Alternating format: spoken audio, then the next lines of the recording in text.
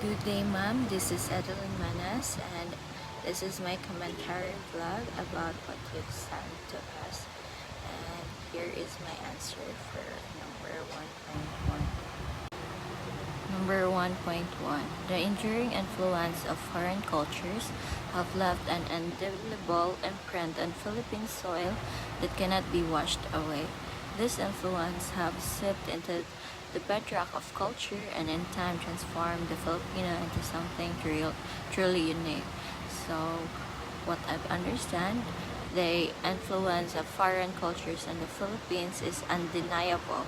The Spanish brought Catholicism, the Americans introduced democratic ideals, and trade with China and other Asian neighbors shaped Filipino cuisine and commerce. These natural imprints have blended with indigenous traditions to create a unique Filipino identity. However, while these influences enriched the culture, they also brought challenges such as colonial mentality and dependency on foreign systems. Filipinos must now balance embracing their heritage while forging a modern national identity rooted in self-determination. Number 1.2. The Filipino has been conditioned to think small, thus nationalism and national pride were not made of his vocabulary, and that the steadiest thing in his fluid mind in his family ties, its rituals, and its fetishes. His family is his best social security. This statement highlights the Filipinos' prioritization of family over broader societal concerns. Family values are the cornerstone of Filipino culture, offering support and stability, especially during economic hardships. However, this focus on family can sometimes overshadow collective action for national progress. Nationalism must be nurtured through education, media, and leadership that inspires pride, responsibility, and responsibility for the country. Question 1.3. The Filipino is a person with four histories and four cultures.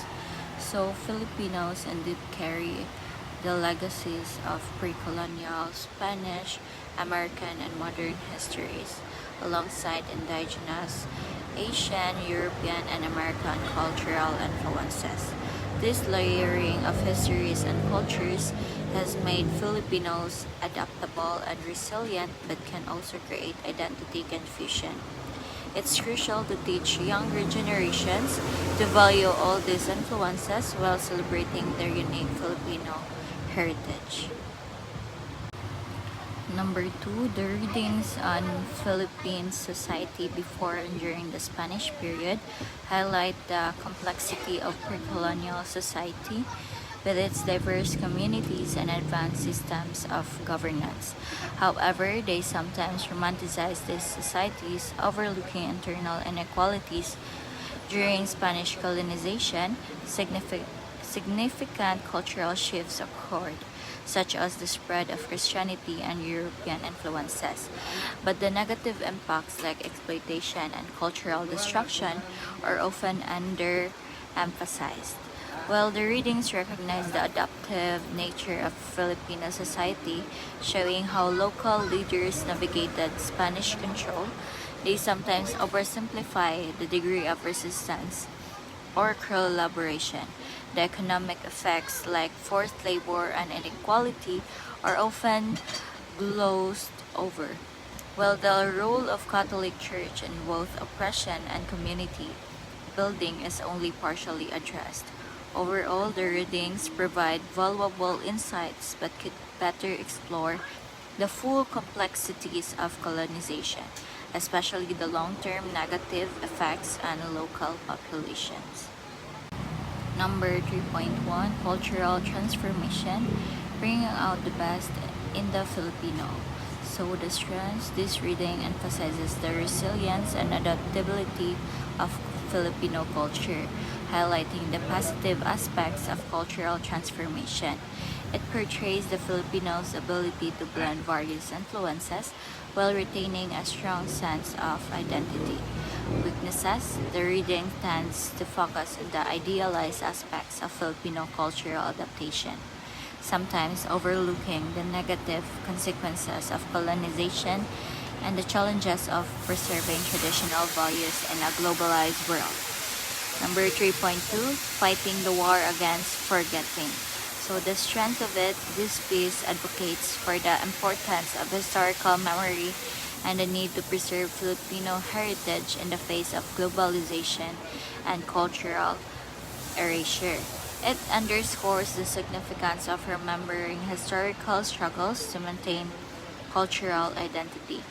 So, on the other hand, the weaknesses, while it effectively emphasizes memory, the reading could explore more practical ways of combating the loss of culture, focusing less on idealism and more actionable steps for preserving Filipino heritage and contemporary society. So number 3.3, language and culture.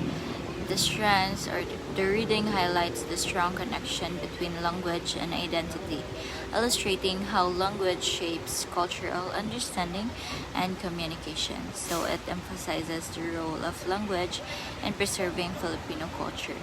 While the weaknesses, it may overemphasize the role of language in cultural preservation without adequately addressing the challenges of multilingualism in the Philippines and the tension between local languages and the dominance of English and Filipino.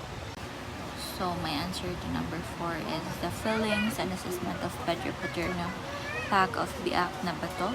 The Pack of Biak na Bato evokes a mix of pride for Filipino resistance and frustration over the compromises made. Pedro Paterno's role as a mediator shows his skill in negotiation, but his motivations appear self-serving, prioritizing personal gain over the nation's true interest.